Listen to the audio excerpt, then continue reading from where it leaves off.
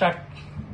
Hello everyone, this is Rudra Surgical from Mumbai, India. Today we are going to show you the Mangeshkar uterine manipulator, which is primarily used in gynecology laparoscopic procedure, especially for total laparoscopic hysterectomy. It helps in mobilizing and manipulating the uterus to allow better access and visualization of pelvic structure during surgery. It provides anteversion, retroversion, and lateral movements of the uterus. This is how we can dismantle this instrument.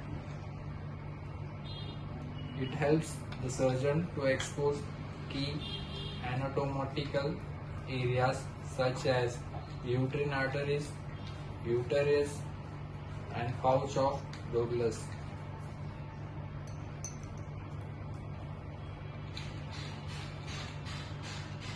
It is fully autoclavable and reusable, crafted from premium stainless steel.